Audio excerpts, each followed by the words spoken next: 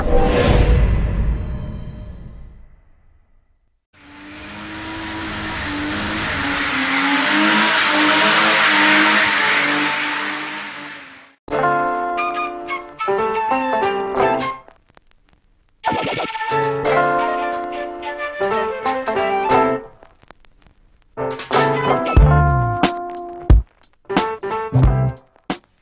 guys, Tim here, aka VS Customs from SoCrawl.com. Now I hope you all had a great Easter. I know I did. I got to work on my four-door a little bit and just sit back and relax.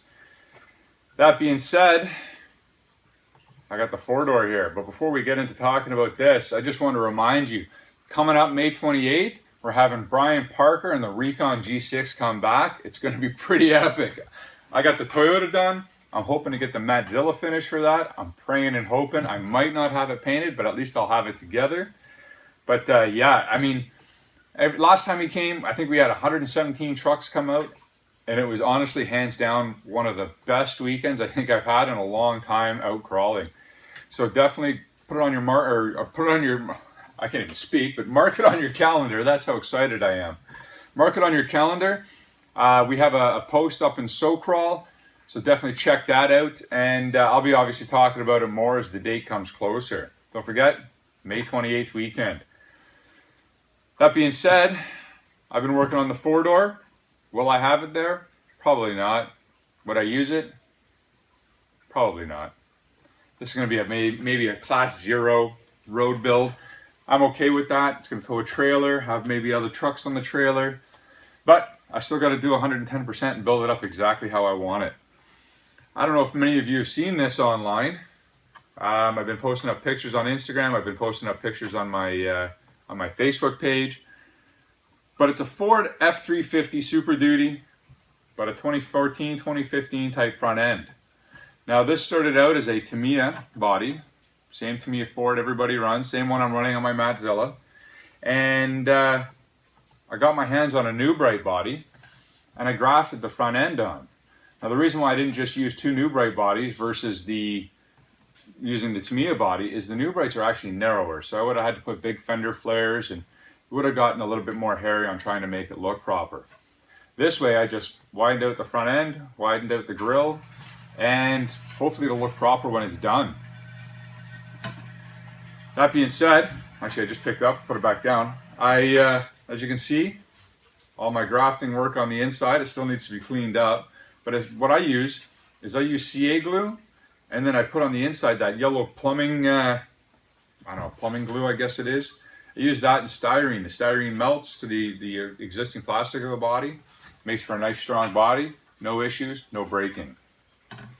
Now I'm all over the place here. Don't worry about me.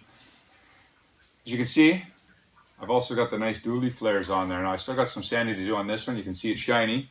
This one's dull. These are actually 3D printed by a friend of mine, Ryan Luna. He did an absolute fabulous job. Now I can still trim out the inside. I still have to clean that up a little bit. But the outside is perfect. I mean, I couldn't ask for a better width on a dually body. It looks just right. When it's on there, it's going to look perfect when it's done. I honestly have no complaints. I've been working at this trying to make it exactly how I want it. So I know some of you, I've talked about this before. I'm running a GCM chassis. I've had a lot of people ask me exactly what chassis I'm running, the fact that it's really long. I started out with a GCM Cross Canyon chassis, and then I got another chassis that I basically cut up just to extend the back end. That way, when I do mount a bumper on it, I have it mounted right at the back. The big advantage of this too is when I put my body on there, my box sits right on those shock hoops. So it'll sit at the perfect height. The frame's tucked up inside, no issues, nice and clean. Now as far as axles go, I'm running the GCM Terra mods. Now the front one comes, or at least the front one I ordered, comes with the C-hubs already printed right on it. Now it's a 3D printed axle, and I've seen these things take abuse. The guys just beat up on these, and I'm thoroughly impressed. I figured it's well worth it in a truck that's not going to take abuse, but they look good. Now it runs all your axial gear on the inside. Obviously axial C-hubs go on the outside. Your upper link is mounted in here. As you can see, I've went with an offset pumpkin. but it's got your lower link mounts, your shock mounts, everything is integrated into the axle. Cap pops off. It's just a really nice piece. Now, what I like is the fact that it's offset. Looks perfect on that Ford, will look perfect on this Ford. One of the biggest issues when I see guys build dualies is the rear axle. Sometimes they have these nice dually wheels, they hang out too far, they look just too wide, and to me it just doesn't look right. There's a couple ways you can tuck it under. I've seen guys use the Tamiya axles, the old Tamiya, I think they're high lift axles, I could be wrong. I've seen them use the Tamiya, what is it, the tractor trailer axles, but they're really square and just thick in general. Recently I've seen some guys cutting down some SCX-10 axles to make them fit, the actual housings. And I decided I just wanted a clean look. I mean, I'm going with the Terramod in the front, so I talked to Chris at GCM, and I got him to make me a 135 millimeter wide axle. This thing turned out fabulous. I know I've talked about it before, but I figured I'd just touch base on it again. It's the same as the front. It takes all your axial running gear. You just have to obviously narrow up the axle shafts themselves because, well, it's a lot narrower. I mean, it's a fabulous piece. Obviously your bearings go right in the end, fits up perfect. Those are your bearing caps. They're a little disc brake setup. Again, your shock hoop or your shock mounts and your link mounts are all integrated right on there. It's got a nice brace across there. And it's perfect. So 135 mil on the rear. I mean, it'll be perfect. It'll tuck everything under. I've been doing measuring and measuring and measuring. I hope it's all measured out right once it all goes together. If not, well, then I'll have to just make it work and go from there. What else? I think that's about it. Oh, I've been thinking, somebody want to win this? I mean, I could just run the body, but I think I'd rather give it away.